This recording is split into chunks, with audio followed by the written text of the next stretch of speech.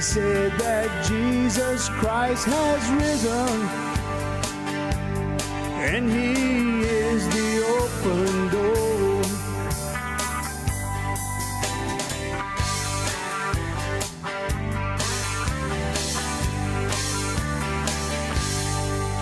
Well, how you doing, everyone? Welcome to another episode of the Cajun Conservative, where I talk about life, I talk about liberty, and yes, I talk about the pursuit of happiness. And I'm showing the world that Cajuns do have intelligence. Hope you're having a good day, good week, wherever you are located. Happy Independence Day, ladies and gentlemen. In 1776, America declared its independence from the Great Britain, and it took a Revolutionary War to secure it. But in a few years down the line, I think 1883, 1884, it was done. It was sealed. America colonies became the United States of America. And that's why we celebrate July 4th. It's not because we, as the left thinks, it's racist or bigots or anything of that nature. You know, there is a movement out there, ladies and gentlemen, to get rid of July 4th or Independence Day. I saw a TikToker the other day, and she kept on saying every time she sees the American flag and she thinks of the July 4th, the Independence Day of our nation that we celebrate, she says she thinks of racism. And the main reason is that because she says she sees the flag being used as a symbol for Donald Trump and everything like that. Never entered into the mind that this might be some God-fearing, proud American people that love to wave their flag and not kneel to the flag or disgrace it like they did with the abortion thing. A couple of weeks ago, I went ahead and brought it out that they were burning American flags in the streets to protest Roe versus Wade. That's real patriotic of all them people. Let's burn our flag. That gives us the freedom to constitutionally protest in the streets, and we'll just burn it. And ladies and gentlemen, this ain't in my notes, but I felt like I need to say this. The American flag symbolizes so many things. You know, to the left, as left-wing as you are, you got to look at the flag and see how it represents our freedom and our culture here in America. And, you know, I love the flag as a conservative and as a God-fearing man. I love the flag. I don't worship the flag like a lot of people say, oh, y'all Christians, y'all supposed to not worship idols and y'all worshiping the flag. No, I don't. No, I love the flag. I love what it represents. The red, white, and blue represents the men and women that have sacrificed for that flag. Even in 1776, when they declared their independence, that flag represented freedom. It represented hope. It represented something new. And a lot of people that come across the sea, legal or illegal, they come across the sea and they see that flag. It represents freedom. And the left says they love the flag, and I believe there's some that do. But when people look at it and say that's oppression, evil, and racism, really, you know, go live in Cuba, go live in Venezuela, go live in Russia. You know, Ukraine and everything that happened a while back. Ukraine, when those people were protesting in Russia about Putin going to war with Ukraine, them people were arrested, and we don't know where they are at today. But people that protest their government in Russia go to jail, as I just proved. And here in America, you can go ahead and you can burn a flag. You can go ahead and say nasty things about the government because you have a First Amendment right. So, you know, this day represents freedom, ladies and gentlemen. The Independence Day is we're declaring our independence in America. And that's what I feel. I love the 4th of July. Get together with our church family. We have family gatherings, and that's good, but we're celebrating our freedoms that we have to, especially as a Christian, we have our rights to preach the gospel. We have our rights to teach. You know, last time I was with you guys, I heard, you know, I talked about my friend, Mr. Leftist, and he tried to use his point of the First Amendment. And when I explained to him what the First Amendment meant, it kind of threw him for a loop. But that's the First Amendment. You know, when it says that the Congress shall not make a special law, it was just saying they couldn't make a special church or one church. That guaranteed us our freedom to go ahead and present the gospel and preach, but also to protest and do whatever we want. Not do whatever we want, but to have a voice, as I could say. But anyway, if this is your first time listening, welcome to the Cajun Conservative. It's an honor and a blessing that you are here with me today.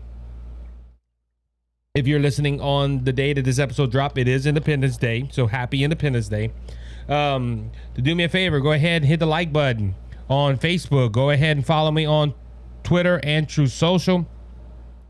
Also hit the subscribe button on the platform you are listening on if you can. That is Apple, Google, Spotify, Rumble, YouTube, Amazon Music. And go ahead, if you're on YouTube, hit the bell, hit the Rumble button on Rumble, and that lets you know when I get all the new episodes and whatnot. If you have any questions for me, you can reach me at the Cajun Conservative 5 at gmail.com or at Brothers Just Searching Podcast at gmail.com. We have a lot of social media accounts, but boy, we keep them going. Amen. So I'm ready, guys. You're ready to go. Let's start the topics off today.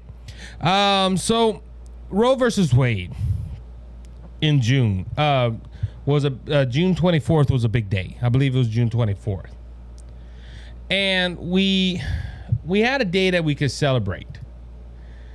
And ladies and gentlemen, I said this when Roe versus Wade dropped. This is not over by a long shot, and we've had the left really amp up their attacks on pro-life issues. We've had pro-life centers torched to the ground in the name of abortion. We've had people advocating for violence. One TikToker I seen the other day said, you know, hey, if you take away my choice for my body, I'm gonna go ahead and pay. Y'all should pay with destruction. Y'all should pay and all kind of stuff, ladies and gentlemen. I'm seeing the left react in a way that I never ever saw before around this topic, at least.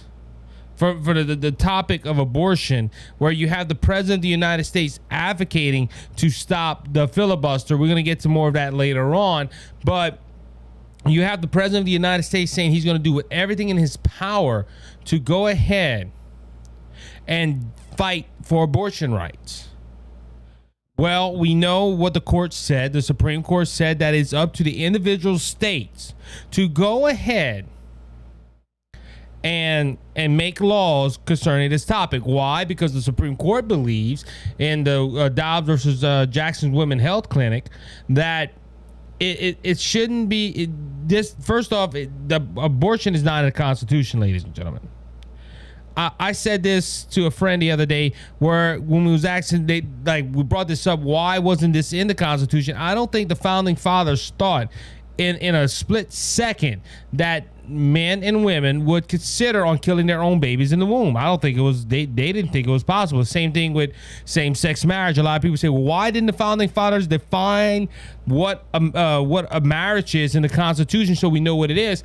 The founding fathers at the time of 1776 and onward, our founding fathers never thought in a million years that you would have men that want to marry men and women that would want to marry women, let alone have surgeries to remove certain genitalia to go ahead and transfer from one sex to another. I don't think the founding fathers ever thought of that.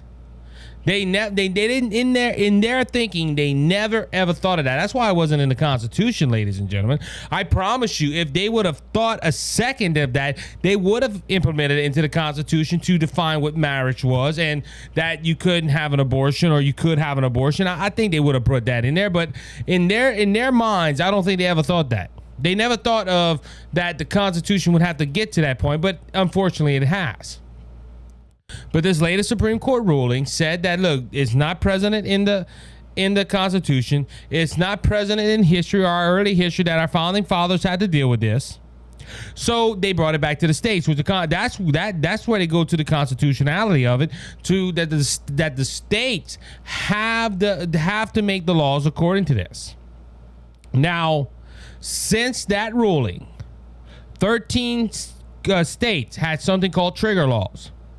A trigger law is something that they're waiting on the Supreme Court to come about and make a decision. Louisiana's in a couple of these fights right now because of the congressional maps. The Supreme Court says, hey, you can use that map on this election. It's too late in the election cycle to go ahead and change these maps and have to get these congressmen or the new districts who they're voting for and whatnot. So, but there's a trigger law in there, or it's something similar to a trigger law that if there's a case in the Supreme Court where Alabama comes through, well, Louisiana will be wrapped up in that, and they have to abide by the rules. That's how it normally does, ladies and gentlemen. You have certain laws that are waiting on one particular case, like the Dobbs versus Jackson's Women's Health Clinic. What they did was they passed this law, but you had Alabama. I think you had Alabama, Texas, and a few other states. Louisiana were waiting on the outcome of that election to see if they can put that court case to make sure that they can pass that law and that it was constitutional. But 13 states had trigger laws that would either ban abortion or heavily restrict abortion. Many other states followed. But unfortunately, ladies and gentlemen, judges in this country have taken it upon themselves, and mainly left-wing judges have taken it upon themselves to defend the abortion rights advocates. What am I meaning by that? Well, it started in Louisiana. A judge in the New Orleans area, I believe it's a federal judge, went ahead and said, hold on, guys, y'all cannot implement your trigger laws because the law is not clear on what is an abortion or what isn't an abortion. Now, the trigger law that came through in Louisiana was that it banned it completely. Now, that was one state. Now, I think other judges are following the leads because since then, ladies and gentlemen, we've had judges in Georgia, in Florida, in Kentucky, I believe in Utah, and many other states, Arkansas, where trigger laws were supposed to go into effect right after the decision of Roe versus Wade being overturned. But unfortunately, ladies and gentlemen, men and women judges took it upon themselves to make a law to define the Supreme Court to where abortion clinics can stay in business. Like I said, in the state of Louisiana, I believe Louisiana has 2 abortion clinics here. One in I'm trying to think. I think Abbeville, and one in Shreveport, Louisiana. Don't quote me on this, ladies and gentlemen, but we have 2 of them here in the state of Louisiana. These clinics should have been shut down. Why? Because the state of Louisiana, along with our Democratic governor, by the way, John Bel Edwards. I don't agree with John Bel Edwards all the time, but this, I'm glad he stuck his gun to. He said he was pro-life. He has signed every pro-life bill into order. Will I vote for him in the next election? No, I will not. That's if he runs for Senate, or if he runs for congressman, whatever. I would not vote for John Bel Edwards. But on this stance, I do agree with our Democratic governor.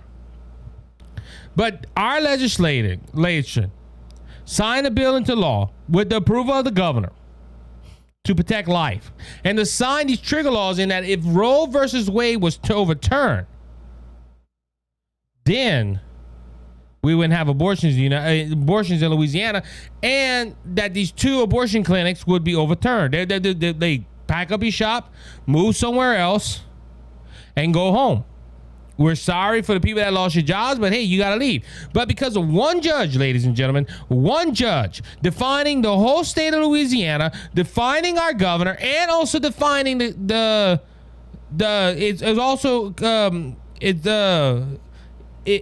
let me get my train of thought. The whole state of Louisiana, the governor, and the Supreme Court all said that it's up to the states. And they say they shouldn't have abortion here in Louisiana. But because of one judge that thinks, not looking on merit, not looking on anything, it apparently just says, no, I agree that there should be abortions in Louisiana. So I'm going to go ahead and tell the legislators and the governor that you're wrong. You have to write a new law to go ahead. And now the abortion clinics are saying, oh boy, we can stay open because there's not a law that is in the state of Louisiana that can stop abortions. It's the same thing with these other states. I believe it's the Florida law that says that they're not even stopping abortions, ladies and gentlemen. They're stopping it at 15 weeks, but their courts are saying, no, it's vague. Your constitution said that you can have an abortion. And look, like I said, ladies and gentlemen, I don't know if the founding fathers of Florida that wrote the original constitution didn't even think about abortion. I don't know. I'm not in Florida, so I'm not familiar with their laws. But ladies and gentlemen, these judges are taking it upon themselves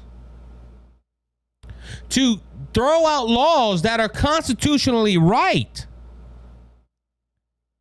And ladies and gentlemen, look, I'm being honest with you. The fight is not over. We said that from the beginning. Yes, we have a win. That Roe versus Wade is gone. But our fight is just starting, ladies and gentlemen. The left will not stop. The left is hungry for blood, apparently, because the left really wants abortion, and they call it for women's rights. But it's like they have a taste for blood. They want to kill the innocent life of an unborn child. And ladies and gentlemen, I'm sorry, these judges that are doing this, first off, they're in contrary to the Supreme Court. The Supreme Court said the state has the right to create a law. Ladies and gentlemen, the governor didn't come out with an executive order here in Louisiana. I don't believe none of these states, the governor said, I'm going to sign an executive order saying that abortion is out the window. We're going to ban it. No, it went through their state legislators that went ahead and created and crafted a law that said, look, if ever Roe versus Wade is gone, we're going to go ahead and ban abortion. But these judges that have the left-leaning mind and say, we're just going to leave it in place. So what I'm going to do, I'm going to put a stay on that law until we can look at it further. And now you're having abortions in the state of Louisiana where the governor and the legislators say we don't want it. Now, you might be thinking, if you're part of the left, Isaac, you're saying this, but didn't the judges on the Supreme Court overturn Roe versus Wade because they were pro-life?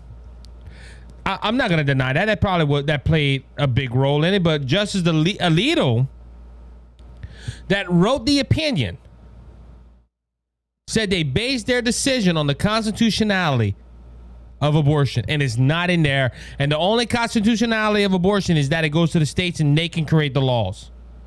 That's in the Constitution. And look, ladies and gentlemen, this frustrates me. For over 50 years. And people before my time, I was born in 92. Roe v. Wade came in 93. So 20 years down the line when I was born, people were fighting against Roe versus Wade. There's some people that are still alive that remember starting the fight back in 1973 to end Roe versus Wade. But now, this what gets me upset. Like, judges are not supposed to make laws. They're supposed to not define laws. They got to compare it to the Constitution and make sure it's constitutionally accurate. That's the job of a judge. But these judges are taking power in their own hand and overturning a whole state. I know majority of Louisianians do not want abortion. Same thing with Florida. Same thing with Utah. Same thing with Arkansas. Same thing with all these states that have trigger laws, and one judge out of the whole state, one person saying, nope. We don't believe in that. We don't believe in the Constitution. We don't believe what the Supreme Court and their final decision is. So we're going to go ahead and we're going to just overturn the laws. And when they keep that, and look, I bet if I talk to any of these judges, I interview any of these judges on this show, they would say, we're fighting for women's rights. Ladies and gentlemen, when you start looking at the people instead of the law, or going based on emotion or your political view instead of the law, you need to give your role back to whoever you got it from and resign, because you're not judging according to the law. You're judging by political motive. That is on the right. That is on the left. I don't care who you are. If you're going to make a statement or you're going to go ahead and be a judge in the state of Louisiana or anywhere, and you only become a judge because of political motive, you need to resign. And I believe this is what these judges are doing. Only one judge out of every state is doing it. They're tossing out these trigger laws because of flaws in them. Now, I don't look, this is the whole thing, and I'm going to wrap this up on this segment. These laws could have been written perfect. These laws could have been perfect to where there was no mistake. They would have still found a way to keep abortion operating in the state of Louisiana and in all these other states. Why? Because these judges have a political motive. And no matter what they do, they can do it. If they break the law to continue the killing of innocent babies, they're going to do it. I'll be right back after this short break.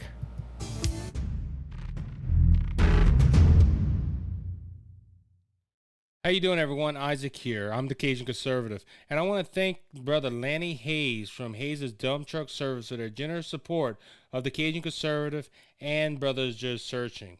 Hayes' Dump Truck Service serves the Lafayette and surrounding areas.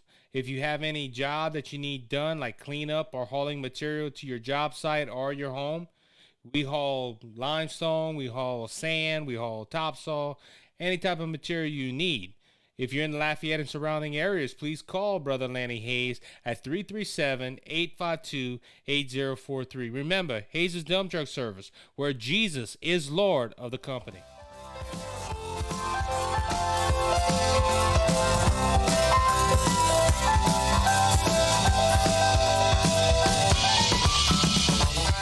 All right, everybody, welcome back to the second segment of the Cajun Conservative Show. Let's go ahead and shift our focus to President Joe Biden. And this is on the same line as abortion. And look, this is a big issue apparently to the left, because according to them, this decision for to overturn Roe versus Wade, it strips every right as we have as American citizen. Now, my body, my choice. Apparently, it only lines up to women and abortion, because when they were telling us to take a certain jab back in the day, and we were telling them we don't want to do it because of religious beliefs or we just don't trust it, they told us the government's telling you have to get it. But when we say, well, it's our body, our choice, nope, not on that. It's for the protection of this nation. You have to go ahead and get this certain vaccination. That was being said back in the day. But now it all shifts back to my body, my choice. And look, ladies and gentlemen, bringing this out, this topic of Biden, I'm starting to see that Biden has his own leftist agenda in play. And I see what's really important to him. It's not important for him to end the fuel crisis that we're in right now, to where it's going down. The last couple of days, prices have went down. But Biden, previously to the price going down, I think went like 20 days with the prices going up to where it went over $5 a gallon average price in the United States of America. President Biden goes on the podium and says, getting gas prices down is my top priority. Now, you remember what I call him, folks? Backwards Joe. But his main thought is to make sure gas go down to ease up on the American citizens. Ladies and gentlemen, gas has not gone down. Gas has been going up. When you start talking about inflation and how more people in America have to pay for more goods at the store. Now, we didn't get the new numbers yet. I don't know if it's going to rise. I'm really scared to see the new numbers when they come out. But when you talk about inflation, Biden and Karine Jean-Pierre says that's Joe Biden's top priority, to bring inflation down, to ease up on the American citizens. All this stuff, ladies and gentlemen, all what he says, now this is his top priority. But ladies and gentlemen, backwards Joe walks like a turtle on inflation, on the border crisis, on the supply chain crisis, on the inflation crisis, a crisis infected administration right here. But when it comes to abortion, Biden is quick on his feet. The first day that Biden got in there, oh, not the first day, the first day that Roe v. Wade was overturned, Biden, Kamala, Nancy Pelosi, Chuck Schumer.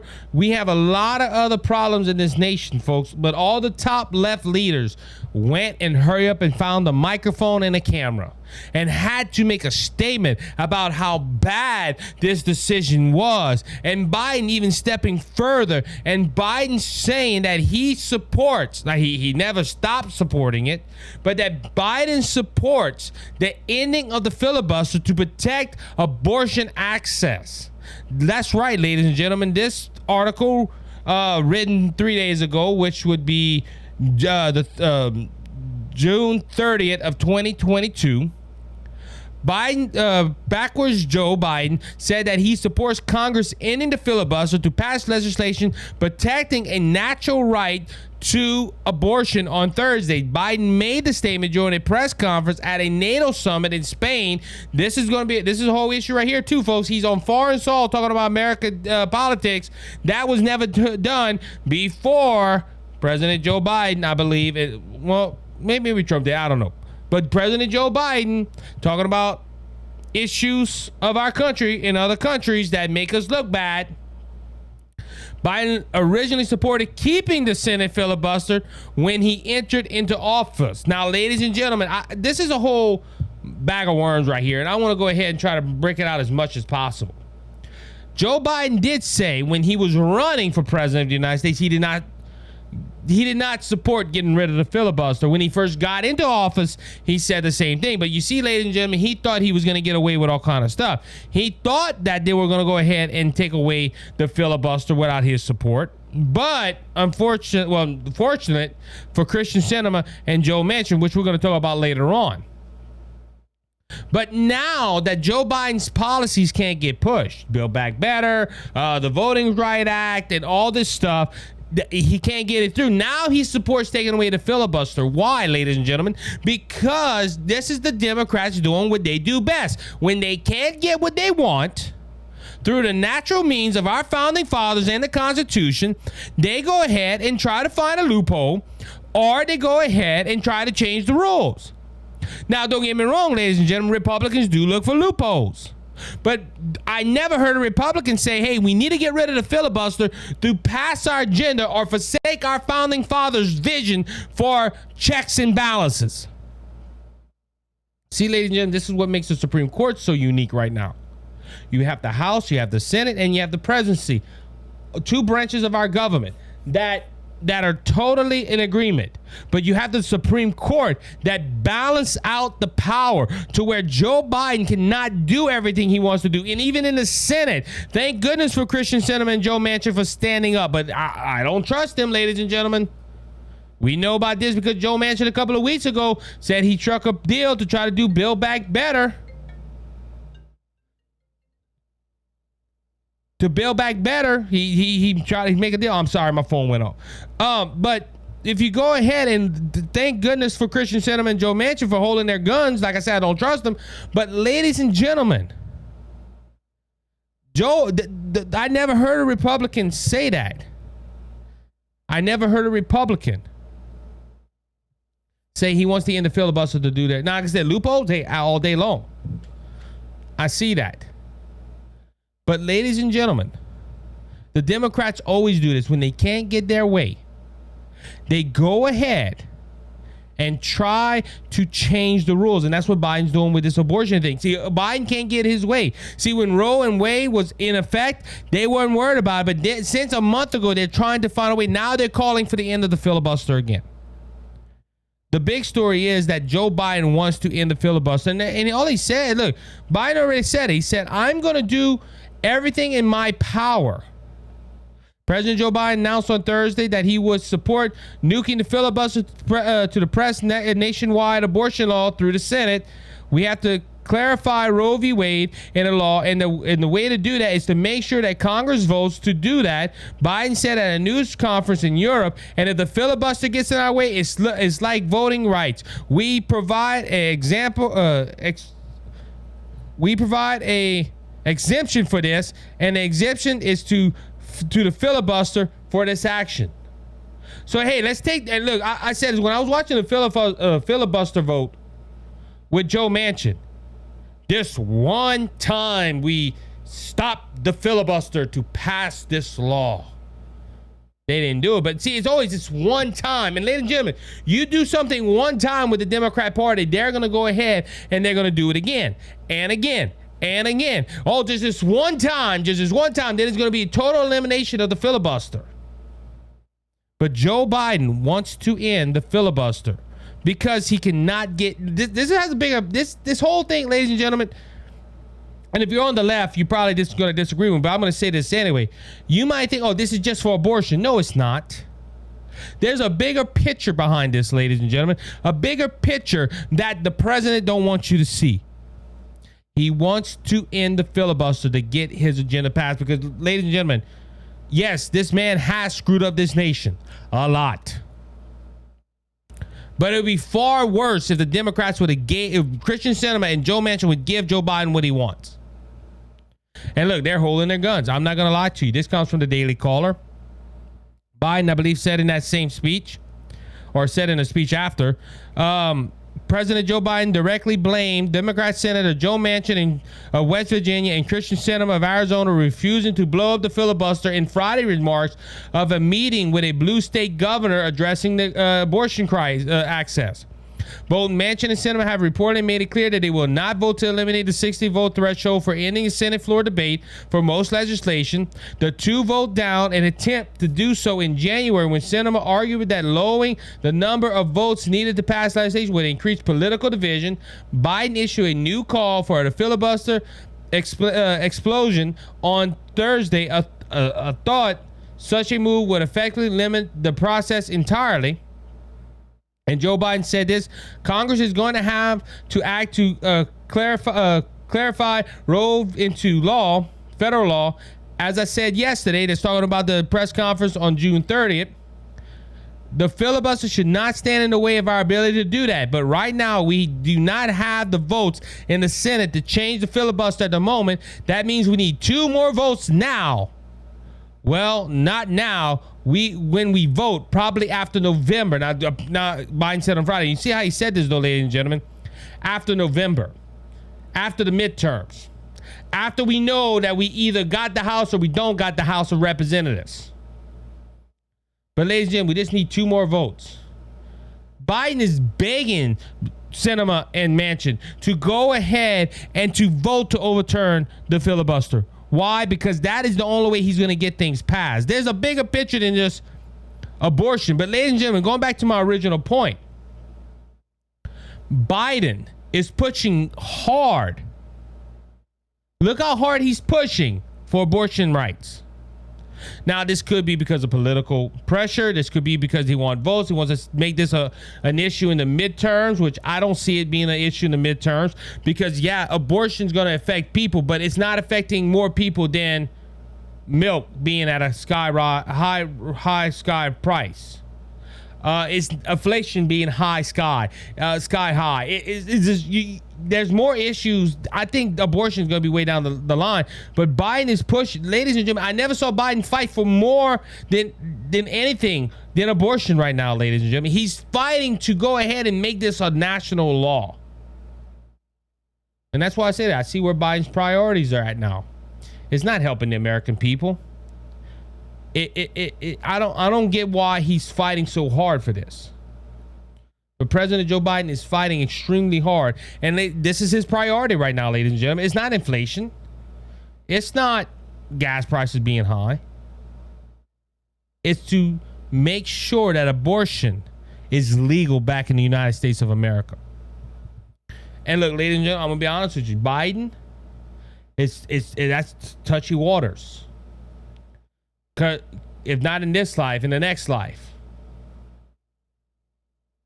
That it's evil, ladies and gentlemen. This is just pure evil. I don't care how old he is. I don't care if he's the president of the United States. This is just pure evil.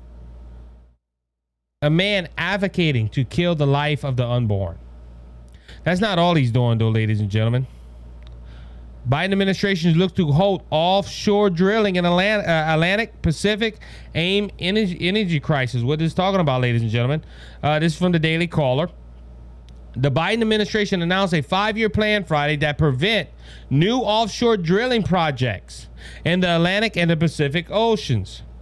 The purpose plan will give the administration the ability to hold no new lease sales at all, according to the Interior Department. The plan could allow a maximum of 11 oil lease sales for offshore drilling, 10 in the Gulf of Mexico, and 1 in the Cook Inlet off of the South Central Alaska coast over the course of the next 5 years. So, ladies and gentlemen, 11 oil lease sales total for the next 5 years. Ladies and gentlemen, do you remember a couple of episodes ago? If you're a faithful listener, if not, go back and check out where I talked about Biden telling the oil field companies, y'all need to produce more oil. I given y'all have lease lands and y'all not using them. Y'all need to produce more oil. But ladies and gentlemen, stunts like this, it's just showing me that Biden does not want oil to be produced in America. And that's either for 2 reasons. One, because he is green energy and he wants more green energy, and he wants you to sell electric car. He wants you to buy electric cars, which he's doing now. Every time they ask him this question, you know how you stop spending money on gas? You buy an electric car. Ladies and gentlemen, the other day, I seen an electric vehicle at our local Walmart. And you see him every so often. It was a truck. I passed by and I saw the truck had 17% charge on it. I was with my father. We was doing some business stuff. We went into Walmart to get some supplies, and we took maybe 15, 20 minutes, give or take. Well, when you walk into Walmart, if like I said, for 15 minutes, we came out and this guy was walking into Walmart and he was still charging. If it hit 20%, he was lucky. And I looked at my dad and I said, Dad, just think about it. If he had a gas vehicle, 5 minutes. And look, these guys, these electric car stations, they have a credit card swipe. So how long it takes you, I don't know if they charge them by an hour, by a percentage of charge, I don't know. But they're still taking your money if you have to do it on the road. But Biden, they go push electric cars. So they're probably pushing energy, green energy.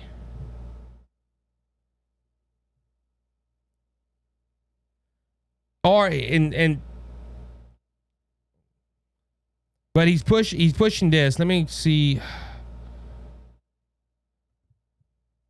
Oh, lost my train of thought. But for sure he's doing this for green energy. Or, ladies and gentlemen, he's trying to ruin this country. I said I had a second point, but I lost my train of thought on that.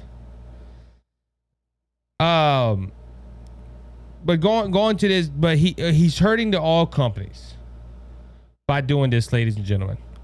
Let's go to the next story. Now, high gas prices worth it for future of liberal world order. White House economical advisor tells CNN. This comes from Fox News that reported this. White House economical advisor Brian Deese suggests the pain at the pump was a great a price Americans had to pay for the future of liberal world order in a CNN interview Thursday. Ladies and gentlemen, I talk about energy crisis, or this is trying to get us into a mix. A liberal world order. That scares me, ladies and gentlemen.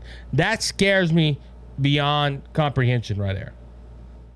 Because, ladies and gentlemen, this liberal world order, they're trying to hurt people at the pump. They're trying to push energy cards. They're trying to push greenhouse energies. This administration is hurting us, ladies and gentlemen, and all because they don't want to drill. Biden does not want to drill. Biden wants to help Saudi Arabia. That's my second point. Or what Biden's doing with this is he's trying to help other countries make money. You got to hurt our energy independence here to help China, to help Russia, to help Saudi Arabia, whoever, to give us oil. And that this might fit into this liberal world order. This is a price to pay for a liberal world order. Scary, folks. Scary. Backwards Joe at it again, ruining this country. I'll be right back after this short break.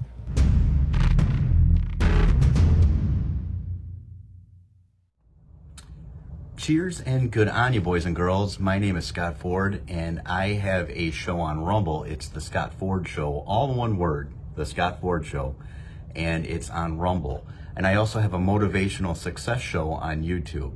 So go ahead and subscribe and ring that bell. That would mean a lot to me. Enjoy your life. Thank you, Isaac. God bless. You're my peace of mind when this old world seems to get me down. All right, everybody, welcome back to the third and final segment of the Cajun Conservative Show. So, I want to apologize for the last part of that segment. I don't know why. My train of thought just choked. And look, I'm going to be honest with you, ladies and gentlemen. I got 20 thoughts going in my head at one time. Sometimes the machine might start running kind of weird and I have to get it back going. But ladies and gentlemen, look, I'm just thinking of something. I'm talking about the left. I'm surprised I'm not more confused than what I am when I'm reading these stories. Because, going back to the last segment, with oil. Okay, backwards Joe telling the oil companies produce more oil. At the same time, I'm going to go ahead and pull your resources.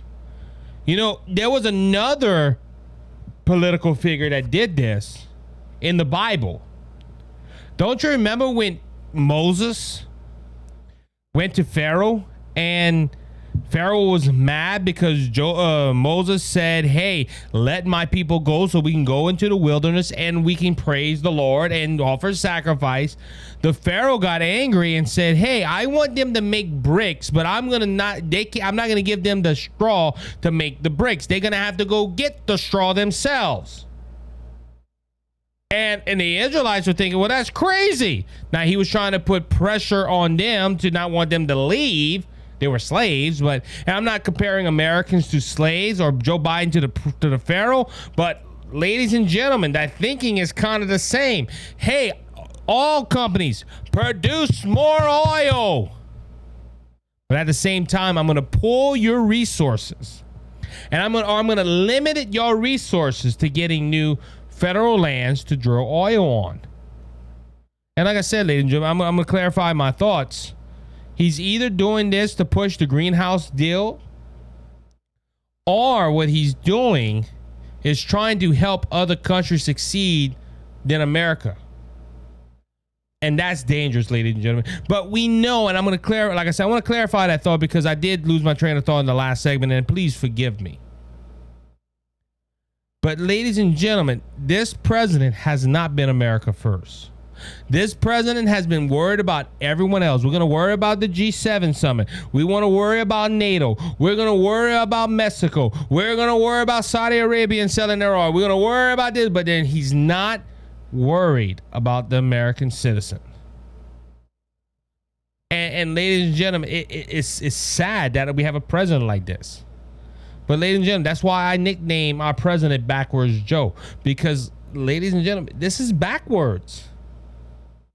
This is back, even on the abortion thing. Ladies and gentlemen, there's a lot more important issues. I know the left don't want to hear that, but there's a lot more important issues in this life than abortion cases. I'm not trying, and look, I'm not against the sanctity of life. I think we should protect it. That's one of my core beliefs, that we should protect the life of the unborn. But ladies and gentlemen, will people vote on this in November? I don't think so. But he's putting all his eggs on that and on gun control. And ladies and gentlemen, this president is just grasping for straws. But ladies and gentlemen, our inflation's still high. Our shortage chain is, our storage chain or our supply chain is low. But we're gonna put all our eggs on abortion. and hope, because they're already bringing this out, ladies and gentlemen. They're already saying, hey, vote for us in November so we can stop the pro-life people. That's what they're doing. Moving on. Cornell University removes Gettysburg Address Lincoln bus from library after alleged complaint.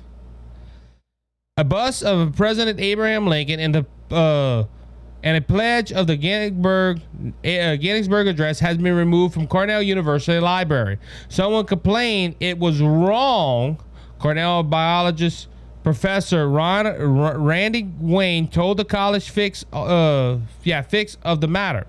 The bust of the Lincoln and the bronze plaque of the former president's historical 1863 address has been in the Crunch Library, where the University Division of Rare and Manuscript Collections is located since 2013.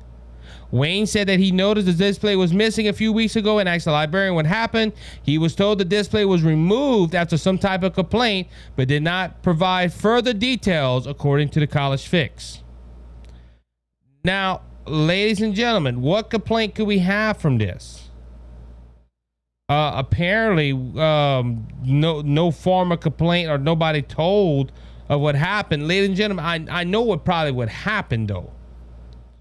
I can just imagine, and this isn't part of the story. This has not been confirmed. This is my thought for all the fact checkers out there.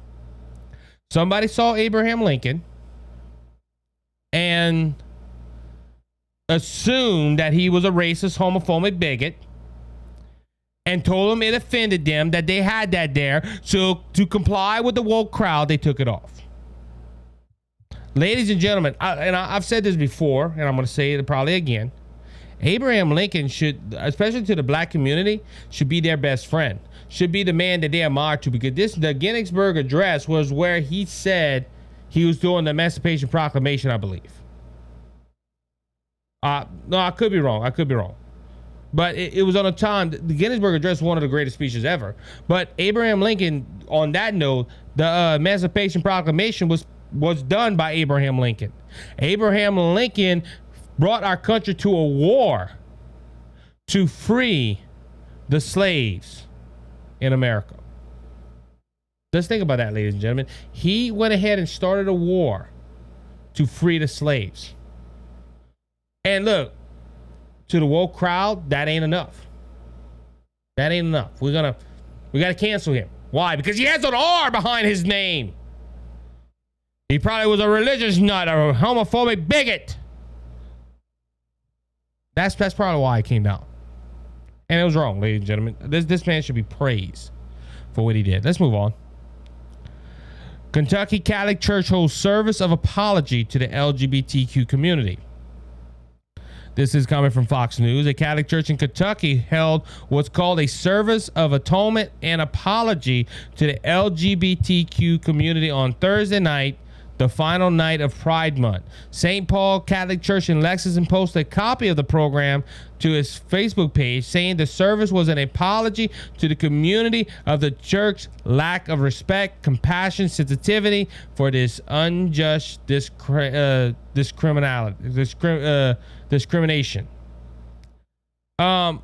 Ladies and gentlemen, I'm not Catholic. I'm non-denominational. I believe what the Bible says, and the Bible's against this issue. Now, for a church, now this might be a spiritual issue, but I think we should bring up, because I'm about to show something else. The church doing this is a spit on they're spitting on the Bible. They're spitting in the face of God. Because, ladies and gentlemen, this issue right here is in the Bible. Romans chapter 1, verse 15 onward. Ladies and gentlemen, I can't imagine a church doing this. But now look, apologizing for what you believe in. Look, if I believed in something that was proven to me that was wrong, look, I'm sorry I believe that way. I've done it already with spiritual topics. I believe certain ways, and I've come to understand something else, and I see that I maybe was believing wrong. I'll tell my Alderson brothers just searching, hey, we believed wrong on that. We're sorry. But ladies and gentlemen, this is cut and dry. This church doing this, and it moves on to my next story, because, you know, the churches are doing this. The churches have to apologize for what they believe in. But what about Seattle? What about the the city of Seattle apologizing to a preacher that was arrested during a Pride Month. What you talking about, Isaac? This comes from the Daily Caller. Seattle preacher arrested during Pride event says crime was reading the Bible in the park.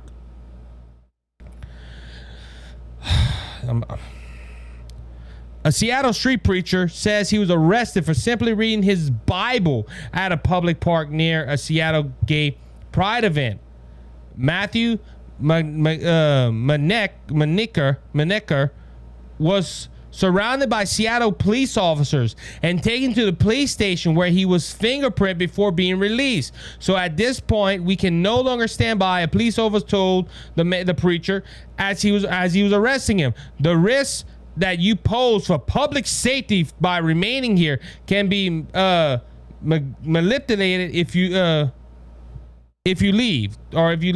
It's your last choice. I don't want to believe because I'm not in danger, the preacher responded. One Seattle Pride event featured several men riding their bikes naked as some children watch. During another event, some men paraded around naked in front of children, according to the footage post of the event. The pastor posted a video of the Bible that he said had been seized from him and ripped as one person yelled at him, "Get the F out of here. Get your holy water off my ovaries. B, get the F out of here," one person yelled at the preacher, "to forget about your imagination fairy in the effing sky."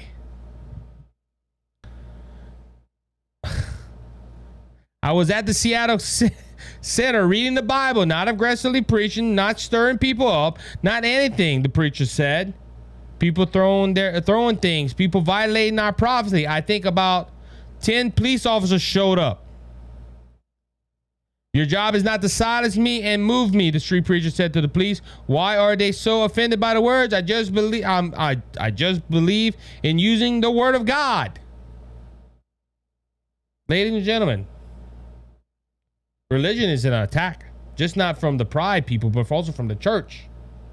Because as I just said in the last story, a church is apologizing to the gay community for not understanding them and not reaching out to them. But they go ahead and trash a preacher on a street corner just reading his Bible. Now people might say, well, he did that to make them, get them offended and to win them to God. Yeah, I hope. I ain't gonna lie, I'm glad he did it. But ladies and gentlemen, listen to this story. The man was reading the Bible, and these people violated his constitutional right of the First Amendment. The policeman did as well, just giving you a heads up. But we have a Catholic Church apologizing to the people for not understanding how they feel. I'm just saying, I wish the pride community would apologize to that preacher. Now look, ladies and gentlemen, it's just not in Seattle. Look, they had an event in Baton Rouge where I knew a couple of people that went preach. Now these are street preachers. They preach, they yell, they scream, they hold signs, they do all that. But the drag queens were going up to their face and look, doing stuff that was, look, this pastor was seeing people run around naked. Ladies and gentlemen, I'm sorry, but the cops should have went ahead and arrested the naked fools riding on bikes and walking around in front of kids. I said that a while back. Anytime throughout the year, except in the month of June, that would be called a pervert and be arrested. And be labeled a sex offender for the rest of their lives. But because they're running around in Pride Month, it's okay. The cops should have went arrest them, not arrest a preacher that's on the streets reading his Bible. But a Catholic Church wants to apologize to the LGBTQ community because we as a church, we've treated them bad. And we're telling the truth. I know, ladies and gentlemen, I know this is a spiritual, but I told you what my calling is. My calling is to tell you the truth and expose the lies. And ladies and gentlemen, this church is lying. We should not have to apologize for our beliefs. We have a constitutional right to believe that way. Like they have a constitutional right to believe that it's okay to marry a man or a man choose the same sex to get married or transgender or whatever. Look, just because they believe that, they don't make it right. But us Christians have to apologize. They cussing pastors out on the street and telling them to go to hell and to F themselves by giving them the double barrel finger. That's wrong, ladies and gentlemen. I'm sorry, that's wrong. Look, ladies and gentlemen, I had another story, but I want to continue on this because this really bothers me as a Christian. And look, I commend the pastor for standing up. I commend the pastor for standing up for what he believed in. And I commended him for going on the streets, and I commend him for preaching the truth. This man was insulted so many ways. It just shows how far our country has come. I mentioned it earlier when we were talking about abortion in the first segment, where our founding fathers didn't put this stuff in the cases or on the Constitution because they didn't think about this. They never thought in their mind that this country would get to a point where we were allowing abortion, we were allowing same-sex marriage, that I don't even think they even thought, like when they wrote the Second Amendment, they were like, bro, this is gonna last forever. The American people are gonna love it, and they never thought the Second Amendment would be attacked like this. Ladies and gentlemen, on this whole pride issue, do you know that there's a petition out there to get rid of Clarence Thomas, because Clarence Thomas said, hey, the ruling that legalized same-sex marriage in the nation of America has the same writing as Roe v. Wade. We need to go look at it and make sure it's constitution. Now they had, at the last time we saw, 7,000 signatures calling for his impeachment of the Supreme Court. Just for protecting the Constitution, ladies and gentlemen. Ladies and gentlemen, Justin Peters was canceled off of Twitter because of a tweet. I don't even think the founding fathers, they didn't know what Twitter was or whatever, but I don't even think they thought, man, the First Amendment right would never be challenged. But it is. Ladies and gentlemen, this country has gone so far that I don't even know if it's at a point of no return. We're getting close to the point of no return. I'm not trying to fearmonger. I'm just telling you the truth. Ladies and gentlemen, when you have men riding around naked on a bike and vandalizing a preacher and bashing a preacher and cussing at them and assaulting him, and the police arrest him, we're at a bad state in our country. I'm going to bring this back to 1776, when the founding fathers came together and declared our independence. And 8 years later or so, came together after Cornwallis surrendered, and that Britain went ahead and said, look, we're going to acknowledge you as a nation. They signed the peace treaty with America. And they wrote the Declaration of Independence. That was a great day. But our nation has come so far from that time. And ladies and gentlemen, I hate to pop your bubble, but that was only 200 some years ago. Only 200 some short years ago, they signed those papers. I believe, I think it's getting close to 250 years, if it's not over. Ladies and gentlemen of this audience, what has happened to our nation? I can tell you what happened. From that day that we signed our Declaration of Independence and we became a nation, we had men, yes, they were not all biblical, God-fearing men, but they had enough knowledge of honoring God that they used in principles in the Constitution. That's why our Constitution is so strong. But unfortunately, and look, unfortunately, our rights are being slowly taken away. Yes, last week or 2 weeks ago, the Supreme Court laid down some rulings that was favorable to us in the Constitution. The right for life, the Second Amendment, the First Amendment, the voting right, everything, ladies and gentlemen, even in the EPA. Biden was upset because the EPA don't have the power that he thought it had, and the Supreme Court put him in their place that they cannot do something with plants and tell people that they can't do certain things with greenhouse gases or whatever. Oh, I can't believe that. Huh? Yes, it was a great 2 weeks, but ladies and gentlemen, we have a long way to go. We have a lot of good things, but we still got a long way to go in this country.